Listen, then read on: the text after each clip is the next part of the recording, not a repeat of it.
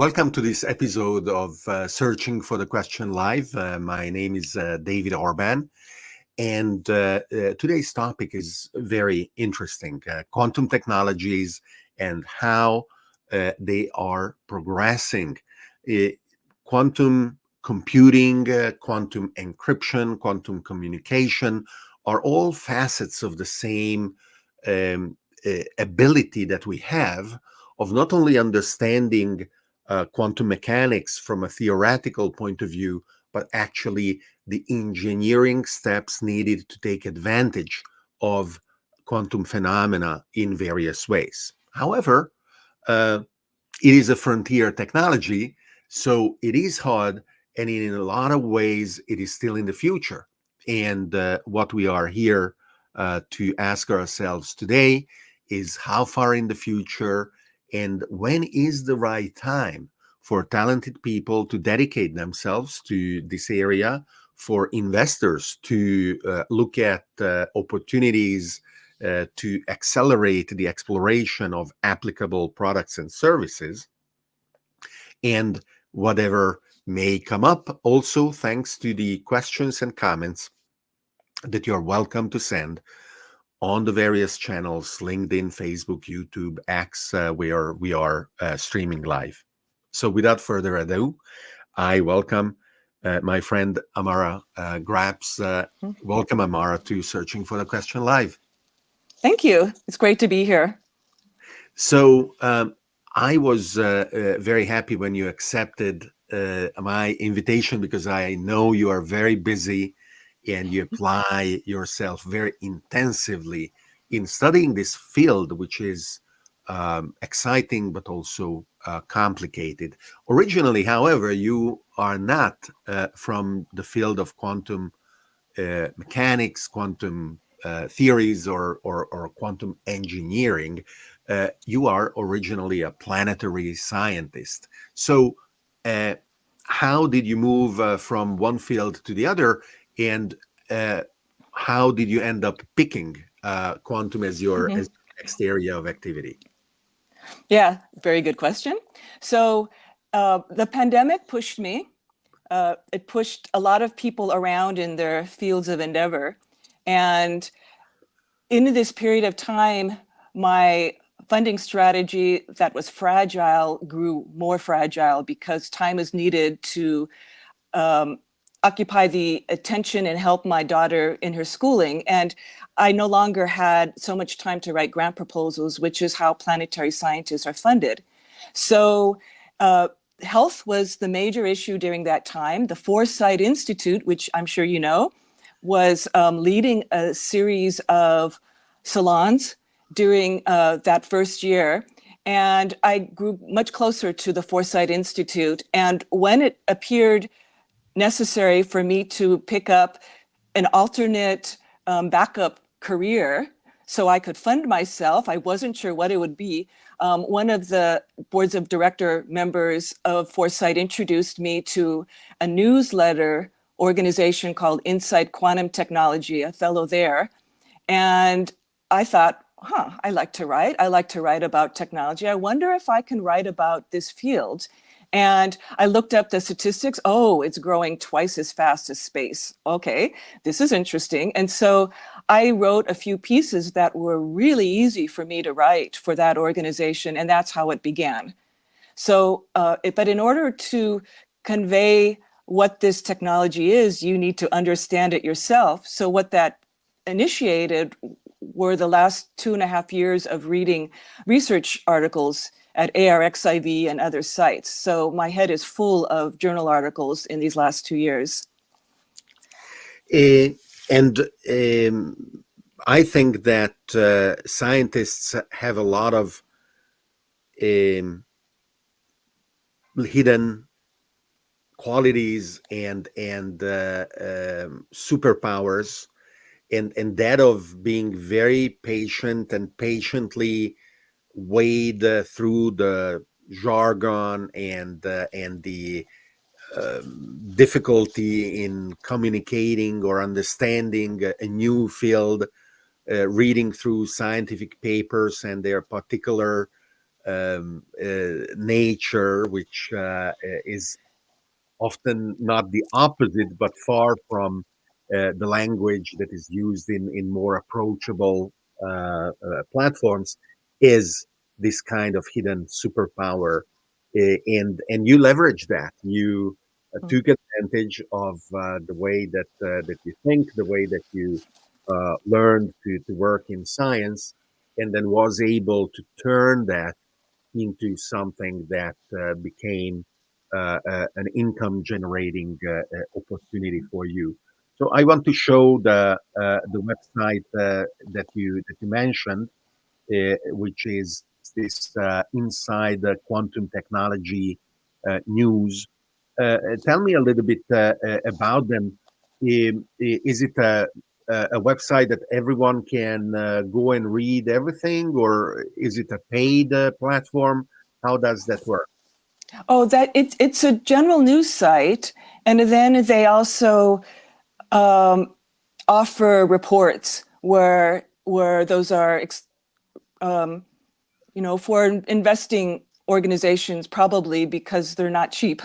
And you can purchase those reports to make your purchasing decisions, investing decisions in this field. So, but it's a lot of news there, and it's at a level that managers can understand. Now, the articles that I produced there was geared towards the deep tech community, and it's a bit in between, because half of my articles are still there and accessible. And then as I wrote longer pieces, more like 10 pages, 15 pages, they put those in the pro section. And I don't know what the pro costs are now, because I'm writing less for them now. I have a large report that I'm working on, but I'm less of a news writer and more of a deep tech engager for groups that need that style of understanding and communication. So here's the situation. Well, I wonder if I should go on to this topic of hype, or should I continue with these discussions of the different venues that are communicating this topic? What would you like to hear, David? Well, let's first of all acknowledge one of the people following us who is saying hello from Germany, and Hi, Albert. I encourage him to ask a question as well, if he has any, as well as anyone else. Uh, and so after doing that, let's define just very briefly both what is the series of quantum technologies. I mentioned a few, right?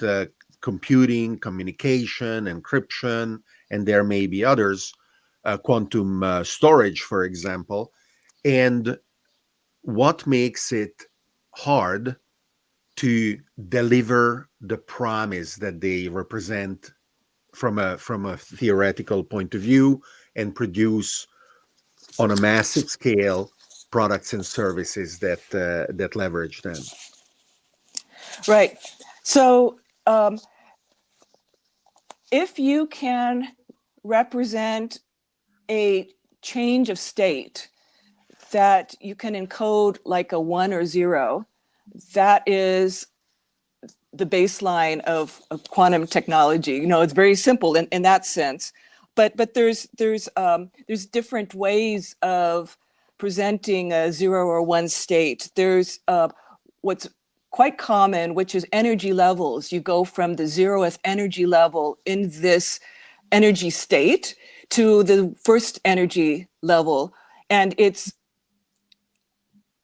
stronger than going from the first level energy to a second level. So that helps you to better reduce the leakage from the other energy levels, and you can identify that in a probabilistic manner, because quantum computing is a probability kind of computation where it could be in any one of these states, and you represent that state only after you make the measurement. And so when you hear someone say, oh, that qubit is its vector on a block sphere, that's describing how it looks mathematically, but you have to think like it's kind of like a wave. It is a wave. And you are taking that function of a wave and adding up the amplitudes in a way that tells you if it's a 1 or a 0. So a lot of the different, let's say there's 8 or 9 different types of ways of making a qubit. 3 or 4 of them are about energy levels. And if you can represent the first to second or the 0th to first more than the first to second, that could make a qubit. Another is if you're only looking at spins of that atom, and if it's just one up or down, you can also, it's a binary function. You can also represent a quantum computation with spins, or you can also represent both spins and energy levels. So the nitrogen vacancy in diamond is one of those, in that you take a carbon lattice like diamond, you remove one of those carbons, you put in a nitrogen atom. Next door to that is a vacant, that's where the vacancy comes from. And then the spins interact of that location where the nitrogen is and the vacant slot next to it. And because the spins interact, it makes it a very sensitive detection of magnetic fields, because spins respond to magnetic properties. And so a lot of the most accessible and available quantum technologies are in sensing, in particular, of magnetic fields. And many of them are with this nitrogen vacancy property. Now, the superconducting quantum computers, those technologies are 40 years old. And that's because Josephson junctions are 40 years old. And in that case, you have a superconducting material where there are these pairs of electrons, Cooper pairs. And if you put 2 superconducting materials next to each other with an insulating material between, these pairs can move between, it's called tunneling, from one superconducting material to the other. And then that creates a circuit. And that circuit can be optimized in a way to give you a property where you have a 0th ground state and a first ground state, and it's uneven in the 0th to first ground state, meaning it takes more energy to move from the ground to the first than to move from the first to the second. And because of that, you're more likely to stay in that ground state, or you have more control over that first state. And so that helps you. And the superconducting qubits are a zoo. There's many different ways of optimizing that circuit. And so what I described to you is very, very basic. And okay. Thank you. Yeah. People often ask me a similar question, right? What is quantum computing or quantum technologies all about? And first, I tell them that in reality, everyday computers or our smartphones Right. are already built taking into account quantum properties of matter, because we are operating at a scale where we cannot ignore them anymore. So, for example, the 7 nanometer and soon 5 and then 3, and already people are thinking about 1 nanometer size feature size circuits Mm-hmm. are such that, as you said, particles being both um, corpuscles and waves at the same time, like the electron, at those feature sizes, you cannot ignore their quantum nature.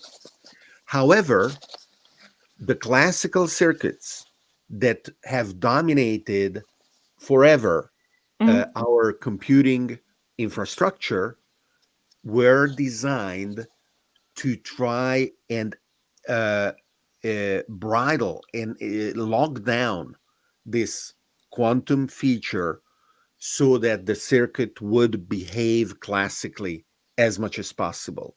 None of our iPhones take advantage of, for example, the electron's ability to tunnel Mhm. across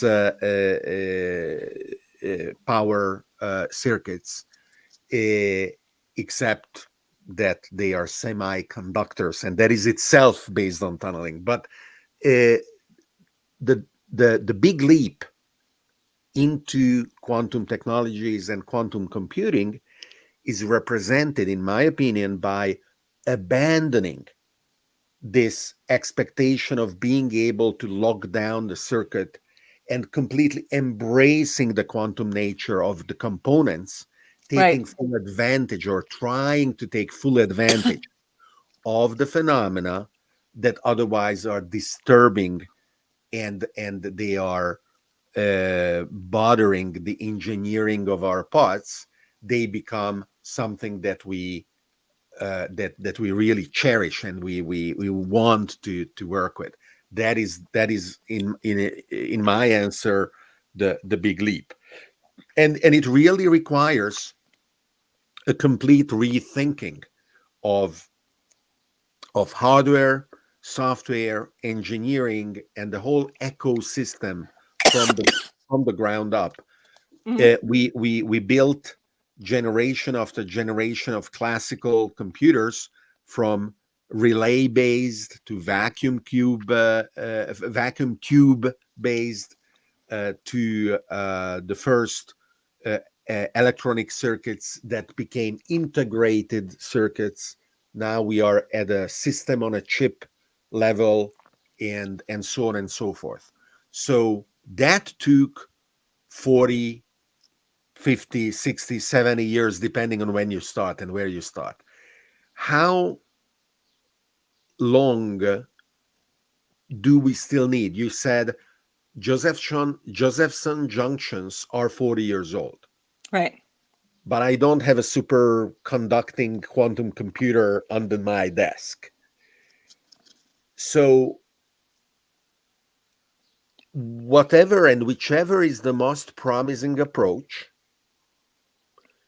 how long, in your opinion, before it can produce practical and scalable products? So the manipulation of these different, let's say, energy states is now in an exploration state where some are quite mature, like superconducting quantum computers. They have now a industry around them, for example, with dilution refrigerators that cool down those Josephson junctions so that this superconducting material can behave like a superconductor, and at the same time remove the noise in the environment to maintain and keep coherent that state from its initial ground state, let's say. So the uh, there's several that require those cryogenic temperatures and ways to cool it down, and dilution refrigerators, for example. There are other modalities. Modalities is the word you might hear that refers to the way of making a qubit. So there's other modalities that are at room temperature. For example, photonic quantum computing, which completely embrace the wave nature of the photon, and it it it defines the qubit in a kind of, if you imagine wearing polarized glasses that polarize the light, so you have light removed and it's either in one direction or the other direction, right? And so you can imagine that the photonic computer has these ways of splitting the light so that it goes one way or another, but immediately after it detects where it is, and because that type of quantum computer does not maintain the state very long. You have to detect it right away and immediately collapse, okay, in which direction is it? And in order to get the 1 or the 0. And when you make that detection, what it's doing is it's looking at the probability of all those different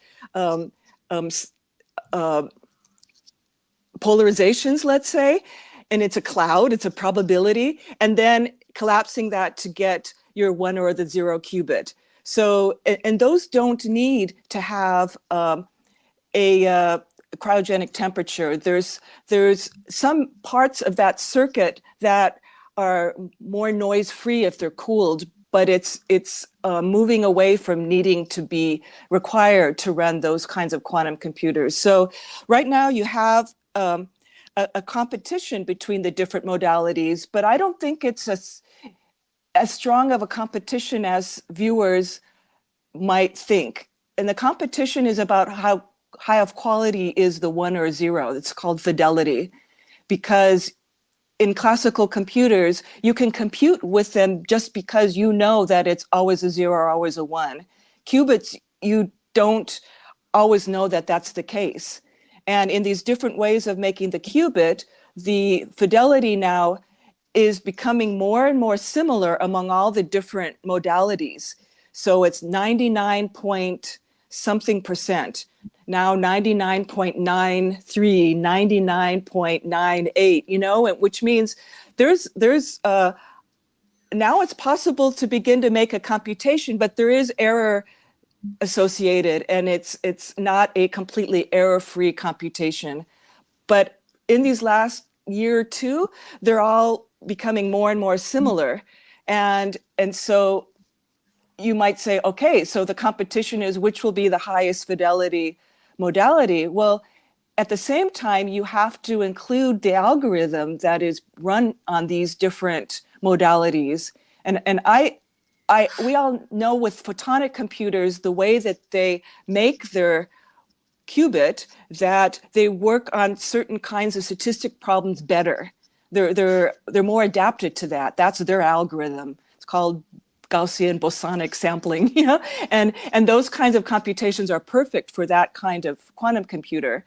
But the other computers that have a process more similar to classical, where you have gates, you know, you have an and or an or an XOR in the way that you put your computation together. Those gate computers are a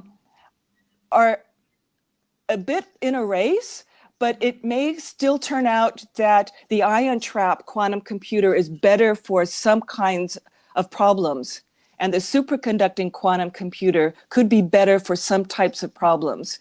And the nitrogen vacancy and diamond are better, you know? And I think that's a better way to look at it, because the field is still not funded well enough to have such a convergence of one modality. I think you need to let all of these flower and bloom and the competition will take place more inside of one modality, where there's maybe a bunch of nitrogen vacancy and diamond technology companies, and there are, and maybe as time progresses, a few rise to the top. And same thing with superconducting quantum computers, you know, and then when you include the problems that they're solving, you'll know better which quantum computer you want. And it may be that you will combine a ion trap computer with a superconducting computer. And in the cloud-based systems where you access quantum computers, sometimes you don't know which one of these are in the cloud, or they're abstracted out. And that's a direction that the quantum computing field is going. When you work in the cloud is that you can turn on a switch and you don't care which one of these different kinds of modalities are used for your computation. And then you can turn it on and fix that.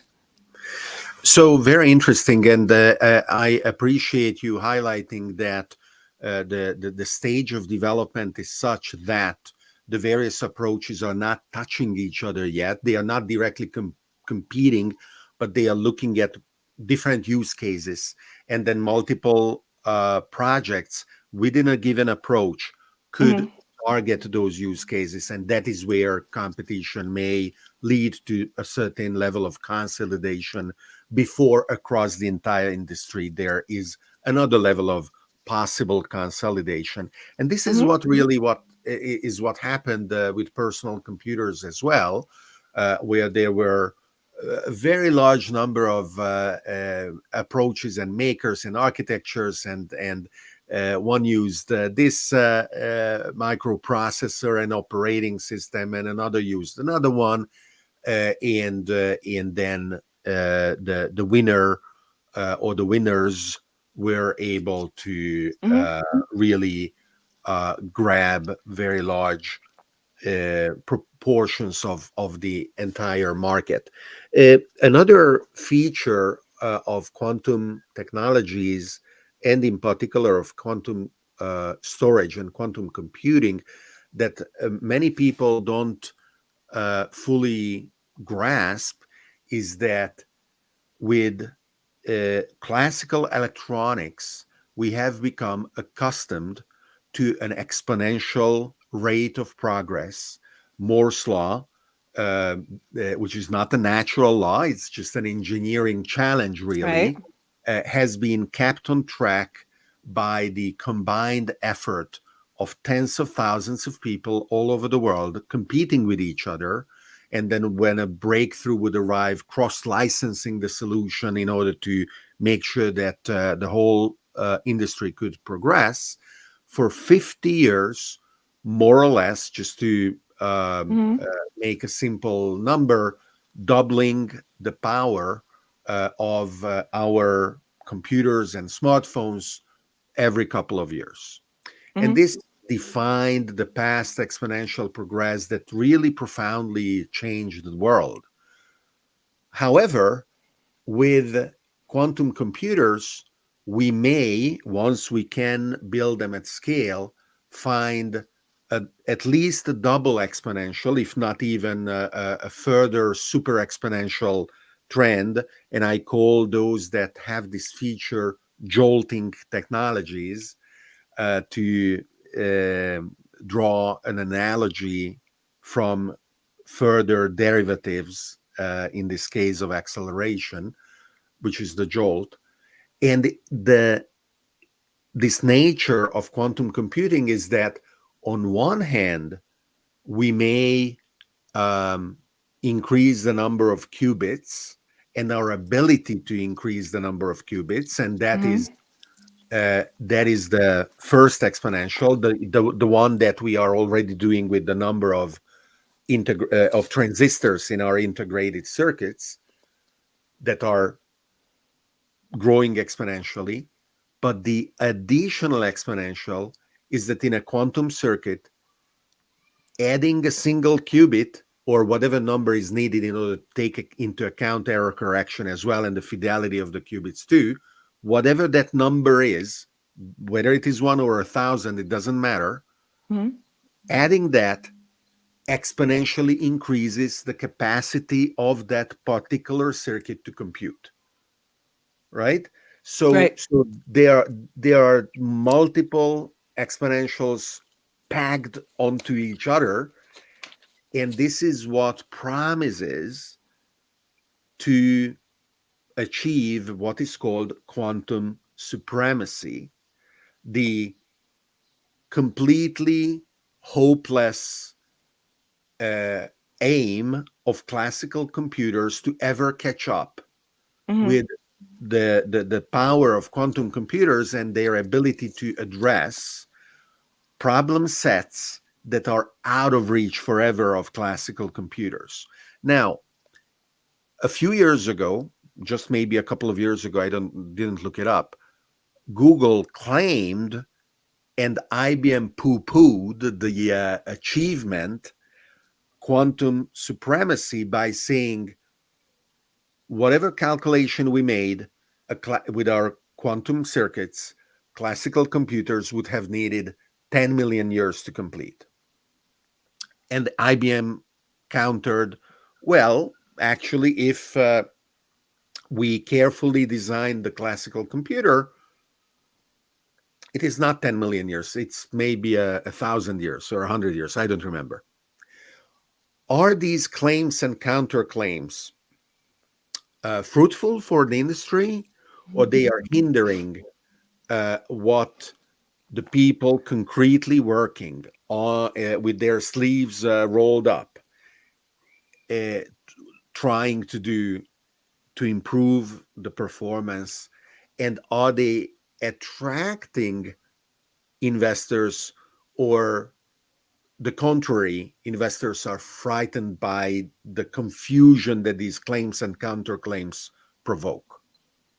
Right. So you use these companies in particular, IBM and Google, right? They're the big companies, and IBM is the one that most often likes these terminology like quantum advantage, and then quantum supremacy, then quantum advantage. Last summer it was quantum utility, right? And this, I think it distracts from the work. The scientists know what to do, and they're solving the problems and the bottlenecks, and they're making progress bit by bit. When you focus on this quantum supremacy label or utility, I think that is not helpful. And the way to gauge the progress is benchmarks, and the benchmarks could be like, if you focus on the usability of that device, that's a very important framework where you're looking at the, let's say, the power consumption aspects, or the how many cycles in your algorithm, or how many users do you have in your environment, you know?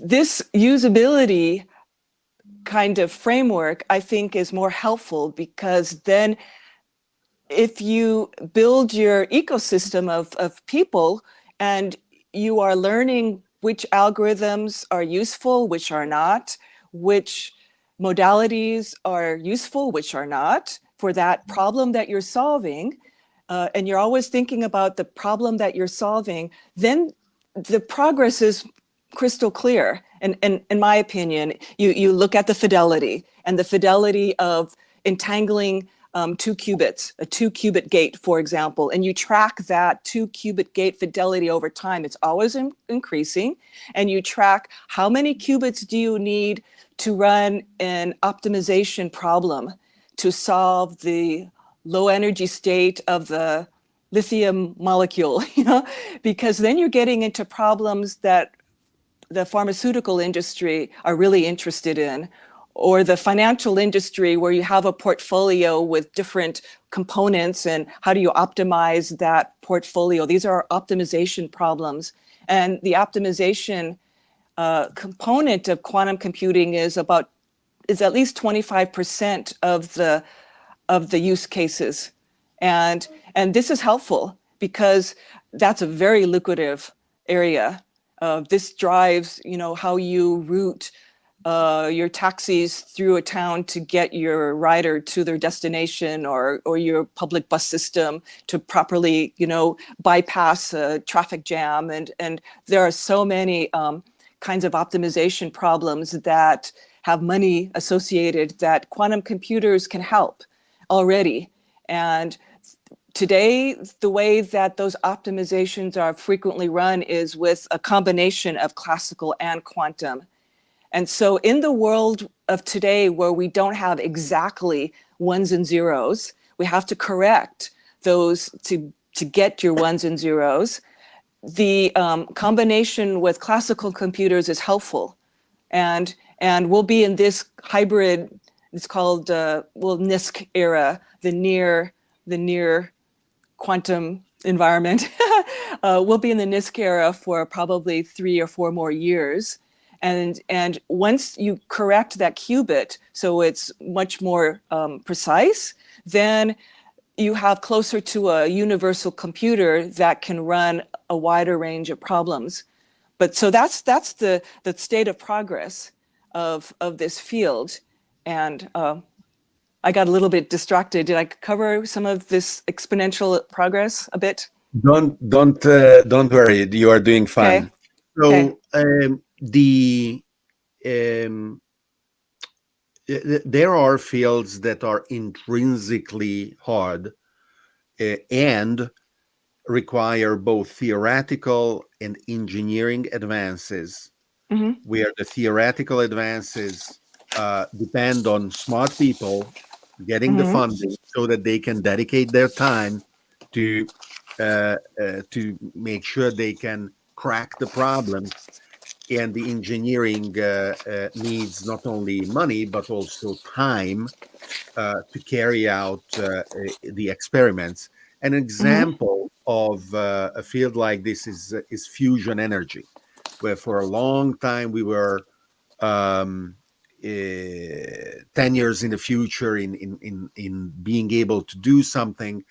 Now it looks like we may be actually changing that paradox, where after 10 years it would still be in 10 years in the future, as opposed, for example, to the industry that I mentioned before of the personal computer, where the barriers to entry were low, and a lot of people could start, and there was a lot of excitement exactly because of how numerous the initiatives were. Now, without knowing, I would guess that quantum technologies are a little bit in the middle. If you have billions of dollars, like the companies we mentioned, it's better. But there could be breakthroughs, and there could be very innovative approaches that open the floodgates of applications. And an example of this is D-Wave technologies, which 10 or 15 years ago, whenever they started, was derided by academia, even accused of being fraudulent because of how unorthodox their approach was. And well, they are still around. Their annealing quantum computer is definitely different from many others, and it is only applicable to a narrow set of optimization problems. But they have customers. The customers keep buying the bigger and bigger computers. So based on the definition of utility that you gave, D-Wave is a big success. And they didn't start with $1 billion. I was there at the unveiling of the first D-Wave computer at the Computer History Museum with Steve Jurvetson, their investor, and Jordi Rose, the founder, and it was wonderful and exciting, and it was the start of a lot of enthusiasm at the time. So where are we today in this hype cycle? And if there are deep tech investors, Albert is asking the question, for example, how should they go about evaluating the investment opportunities? Are there investment opportunities that people can take advantage of if you don't have $1 billion around that you can put on the table? Look at the problems that these different modalities are solving. And you mentioned D-Wave, and I started thinking about another thing. In my planetary science career, I spent several years building an asteroid mining community. And when Planetary Resources, the first asteroid mining company began, the planetary scientists were poo-pooing, just like, you know, the other physicists were doing for quantum computers, let's say 15 years ago. But they didn't disappear, right? Planetary resources, like they existed and they kept existing. And after a few years of them not going out of business, planetary scientists are going, maybe we should like think about and take them a little more seriously, right? And so quantum computing and asteroid mining are two opposite parts of the cutting edge investment strategy, because what happened in asteroid mining is there were engineers building space missions, but they were missing some of the science. And so my effort those years was bringing the scientists to them. And that was answers to questions from the asteroid miners, you know, and we built science knowledge gaps and the first roadmap for asteroid mining during that time. What happens in quantum computing is that the science is there. And we're at the other end of the spectrum where they're wedded to the engineering. They're there, but scientists are a bit expensive. And so you need to invest in a way that can keep these scientists advancing continually. And that's where there's some pain in the process, because I understand there's layoffs looming. But when I see the list of open jobs at all these different lists, whoever loses their job in whatever quantum device company they're working at, they can move sideways to another company. I have no doubt about that. And so where can the money be made today? I think it's it's a combination of education and use cases, and maybe that's and continuing the slow slog in improving fidelity of these 2-bit gates and more.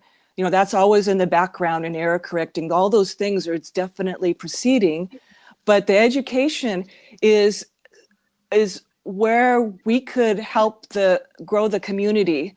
And maybe there's money to be made there with small education devices brought into classrooms, high schools, or even younger. For example, the Chinese quantum community, which is about 10 years ahead of Americans, when I looked at the range of funding, first of all, the funding went all throughout the strata from lower local municipalities were funding quantum, as well as all the ministries, as well as, of course, the defense and dual use purpose. That's perhaps a big driver in China, is that this potential military use was going sideways and entering, and you don't know what was going on and what is going on in that for the Chinese quantum development. So, and the money and education is such that primary schools were getting visits by the quantum companies, and they are still today in China. So you start at a very young age learning about these quantum technologies. And so the STEM education overall is enormous. And I looked at the numbers. There's one of the ministries, a Ministry of Education, even has parts in English, and it's open. You can look up how many graduate students in engineering they have. And in 2020, in the graduate programs, there were 250,000 engineering students in programs. I mean, that's mind-boggling. And those are the people who are building quantum devices, will potentially be building quantum devices. And so I think education is a way now you can earn some money, but it's not going to be millions, billions. It's going to be painful and slow, and the investment needs to talk to people like me, where I can show the There progress. you go. There you go. And as a matter of fact, I am showing your handle at Quant Progress on X. where people can follow you, and you are posting links to your articles and other important Mm-hmm. information about this. And it is a great way to make sure that everyone is aware of what you are doing, and then they can take advantage of your knowledge to guide their investment decisions or engage you for deep research like you have been doing for the guys of the Inside Quantum Mm-hmm. Technology Mm-hmm. news platform Mm-hmm. as well. Uh, and and talking about education, of course, I don't know if anywhere outside of China people are going into primary schools to talk about quantum technologies, which is so exciting. I want to be in a primary school as a student in China now, please. Mm-hmm. But everyone and anyone can take advantage of some free quantum computer time on platforms like the IBM Quantum Cloud, where you can register for free. You can Mm-hmm. start playing around with elementary algorithms, and Mm-hmm. then you can run them. And even if IBM ran those things in a simulator rather than a real quantum computer, it would still be absolutely fine. Now, let me ask you something else about how the industry evolves and how it interacts, forming actually an ecosystem. We mentioned how a lot of engineering work is needed in order to re-implement on in an approach embracing quantum phenomena what happened in electronics for decades. And similarly, we need to completely redesign the vast and rich libraries of software algorithms for quantum computers as well, potentially multiple times, because those different architectures will need at least slightly different algorithms each time. Is it conceivable, or maybe is someone already working on accelerating this process using modern contemporary AI approaches on one hand? So, can we accelerate quantum progress through AI, more specifically, large language models? Uh, are they a good quantum coding companion at all? Uh, Second,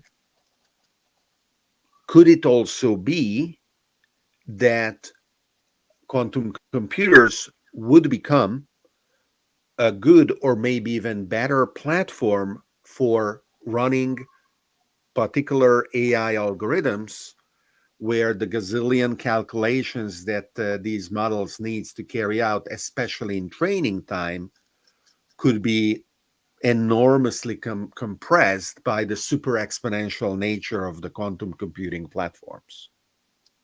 Yeah, so in these hybrid systems, classical quantum systems, AI is already being used where it is preparing the initial conditions of your problem. Let's say it's an optimization problem, a variational type of problem, and it selects the the set of initial conditions of that problem that are fed and delegated to the quantum computer. Quantum computer does something, the hardest part, and it returns then a result in which the classical computer, which may have AI at the post processing, can iterate and say, okay, this energy configuration is good, but let's do another round and optimize it. And let's feed in these new parameters back to the quantum computer and go around and around. And so AI is even used midstream of the quantum calculation make the quantum calculation go in a certain way and return. So there's definitely a blending of artificial intelligence and quantum computing and how these computations are made now. It's even now a bit mind-boggling to define what is hybrid computing, because the blending of quantum and classical is getting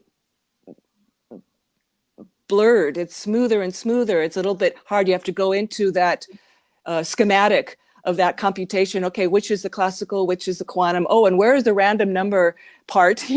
Because you not only have the quantum computer, you have simulators of the quantum computer, because as you're optimizing your quantum circuit, you want to know which part should do this. And so you can simulate what the quantum circuit does first to know where is the load of the computation and where to move it to run in a different way. And so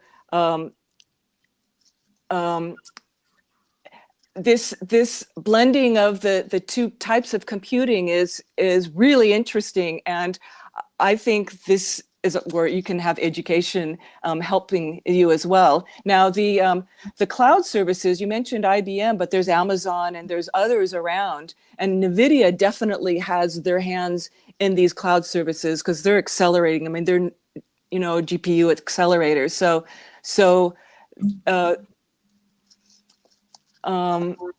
does that help? I got a little distracted, and yes. No, thank you.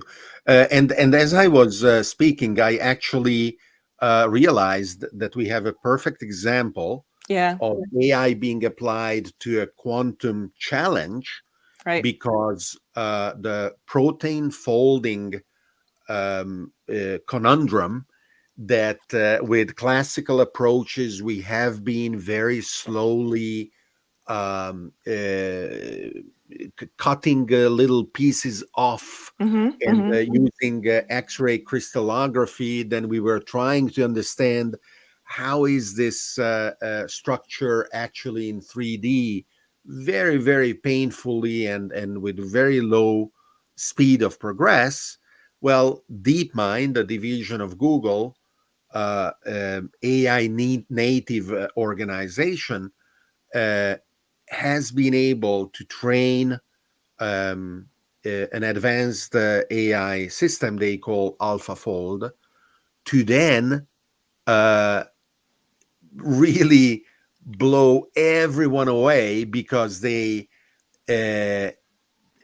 analyzed and then released the 3D shape of first a given number, and if I am not mistaken, now they are at 100 million proteins, and it was a triumph of AI technology applied to a quantum problem.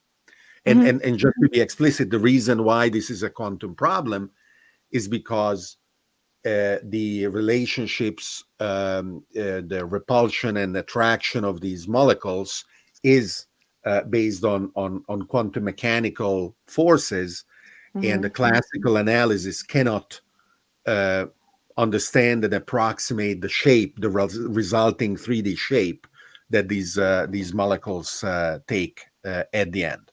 And what is amazing is that not only they achieved this result, but then they made the incredible decision to release the resulting database for free, including commercial applications. So now it is something that hopefully thousands of new startups and universities and researchers are developing, leveraging further. So I want to say a little bit about D-Wave's driving a whole field of computing that didn't exist so strongly before they entered the scene. And so when D-Wave appeared in the early 2010s, there was a push to understand what its speed up was compared to classical computers. And so there was a very hyped press release in 2015 where the deep tech community were trying to understand how much speed up there was, and they weren't not finding it. And in fact, if you looked at Wikipedia entry for quantum annealing on that September 2015 press release, there was a spike of 9,000 times the entries of curious people going to Wikipedia to understand what does quantum annealing mean. And what quantum annealing means is traditionally from physics is you have a metal that's heated up and then it cools down and it relaxes into an optimum low energy state. And that whole quantum annealing process is an analog for optimization that now has been used since that time again and again, but not necessarily by quantum computers. I mean, D-Wave was the first.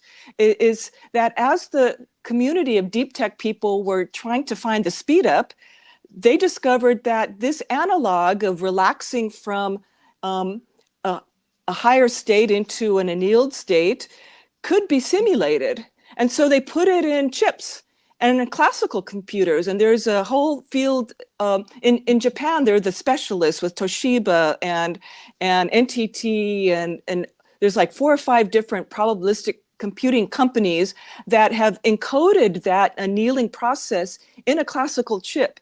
But in the learning how to optimize this annealing, they've figured out a bunch of tricks about sparse matrix computation, so you reduce the big computation space to a much smaller computation space.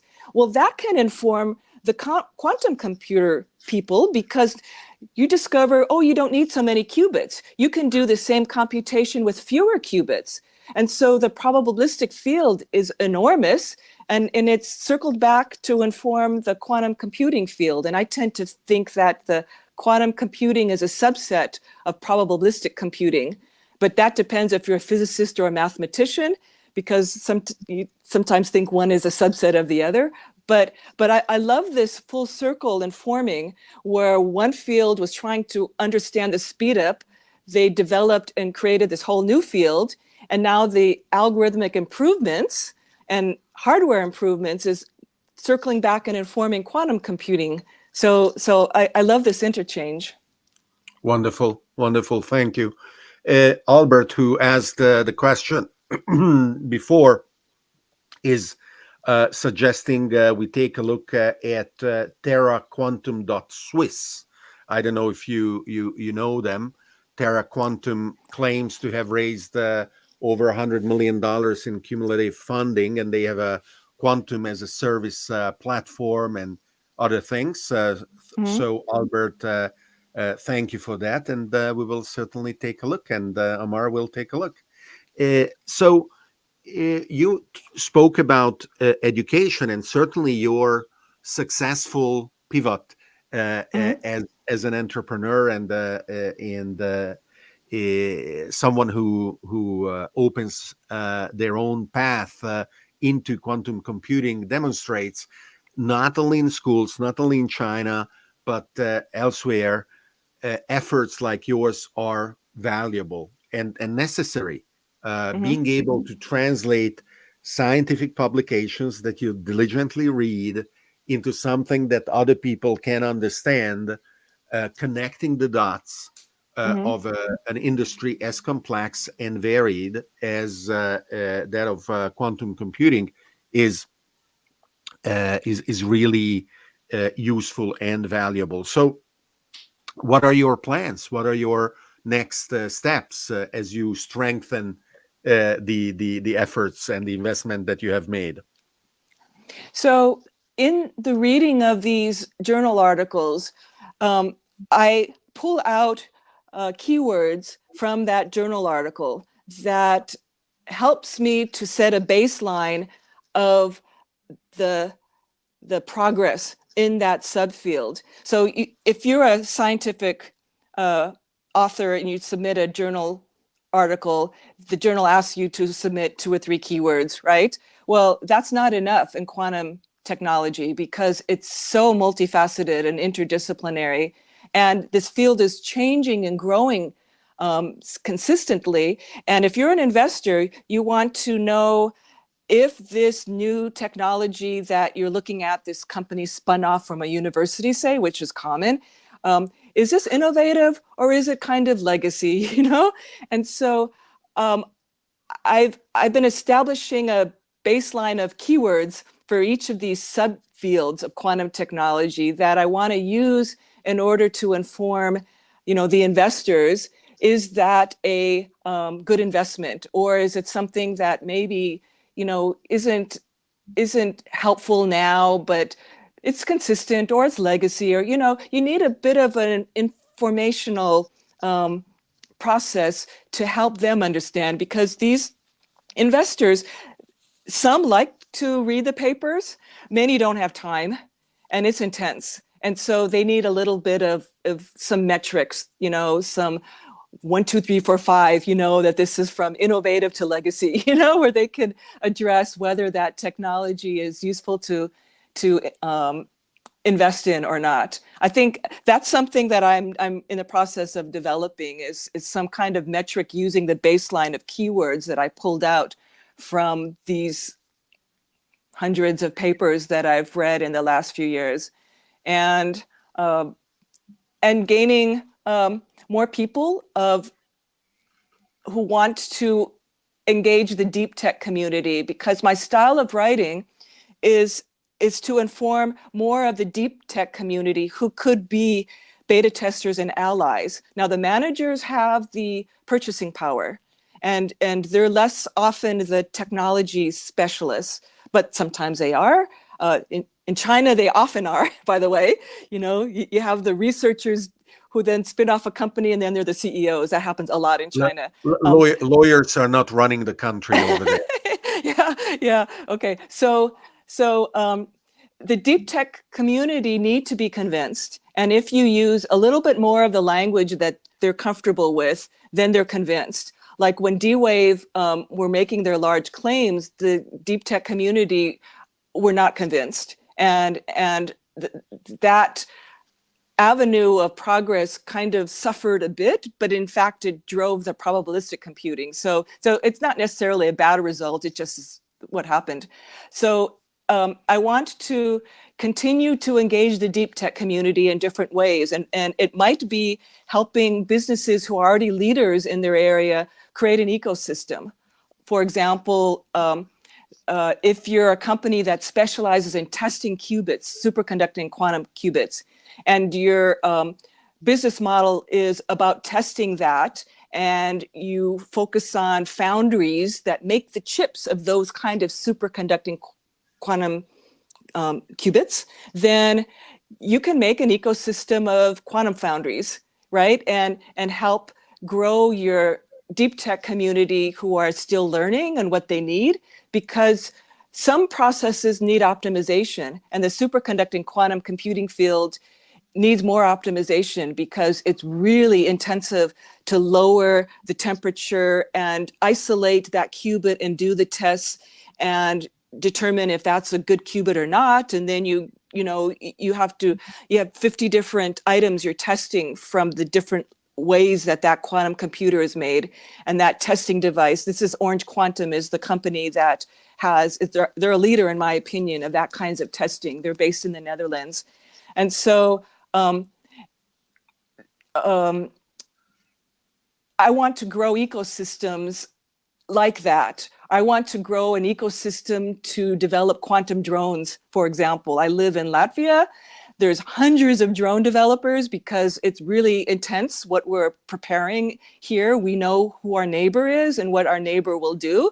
And so defense, and drones is really high.